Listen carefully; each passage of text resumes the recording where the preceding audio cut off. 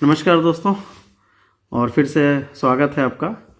तो जो आज मैं बात करने जा रहा हूँ वो उस टॉपिक पे है जो कि पिछले 1 महीने से मैं लगातार देख रहा हूँ।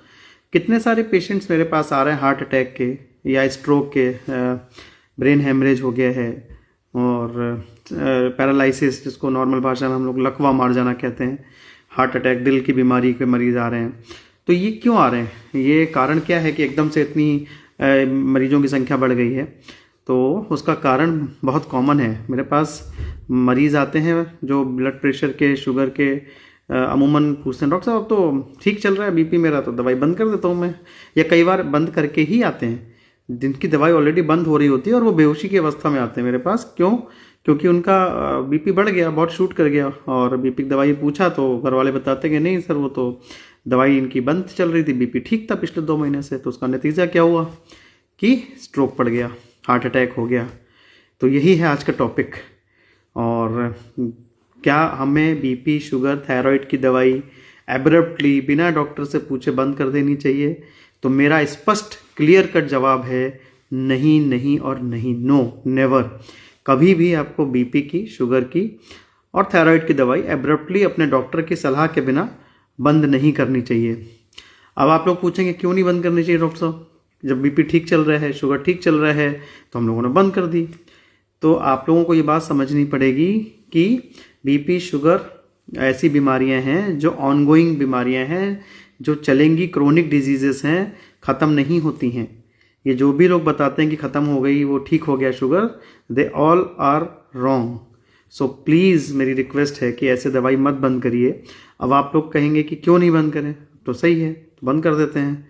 बिकॉज अगर आप बीपी की दवाई खा रहे हैं और आपने बंद कर दी एकदम से, तो क्या होगा कि एक फिनोमिना होता है जिसको रीबाउंड हाइपरटेंशन कहते हैं।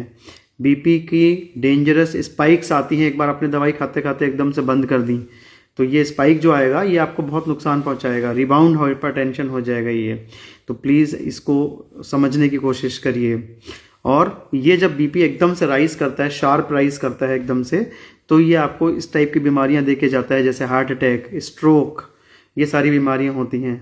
तो ये तो हो गई बात ब्लड प्रेशर को लेकर के।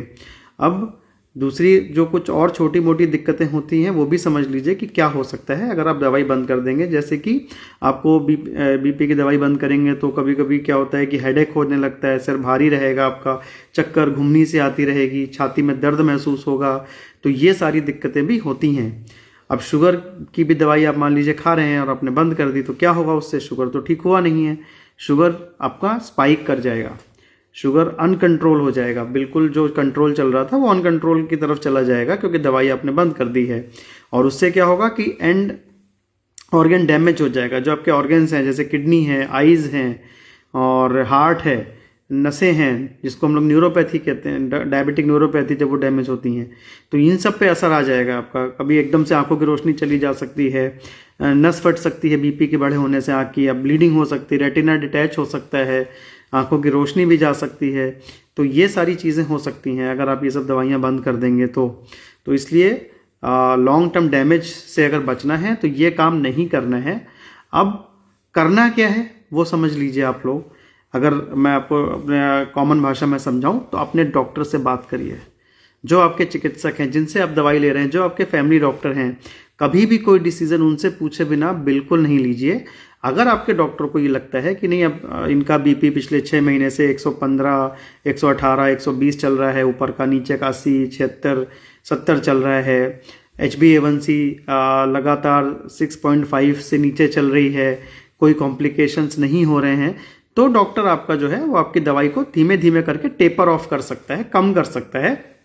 बट मुझे नहीं लगता कि बंद करना चाहिए। तो टेपर ऑफ करिए और डॉक्टर की सलाह से करिए, अपनी मर्जी से नहीं करिए। दूसरी चीज़ जो आप लोग कर सकते हैं, टेपरिंग के साथ साथ आपको कैसे दवाई की डोज कम रखिए तो आपके लिए अच्छा है। और उसमें करने में आपकी मदद करेगा लाइफस्टाइल मॉडिफिकेशन। आपके द्वारा की जाने वाली कुछ छोटी मोटी सी चीज़ों में चेंज कर लीजिए, जिससे आपको बहुत मदद मिलेगी इन दवाइयों की मात्रा को कम करने में। जैसे आप नमक कम खाइए, नमक जो है ज़्यादा खाएंगे तो बीपी बढ़ेगा। अचार, चटनी, बहुत स्पाइसी चीज़ें अवॉइड करिए, शुगरी फूड अवॉइड करिए, प्रोसेस्ड फूड अवॉइड करिए। तो सुबह थोड़ा योगा आधे घंटे कर लेना ज़रूरी होता है, थोड़ा एक्सरसाइज, नॉर्मल एक्सरसाइज करिए, कुछ नहीं कर सकते हैं तो थोड़ा तेज़ चल लीजिए जिससे कि थोड़ा सा पसीना निकले। लेकिन ठंड के मौसम में मैं फिर कह रहा हूँ, पहले भी मैंने बोला था कि जो बीपी शुगर के पेशेंट है, हार्ट के पेशेंट है, उन्हें ठंड में नहीं टहलना है, जब धूप निकलेगी उसके बाद ही टहलना है।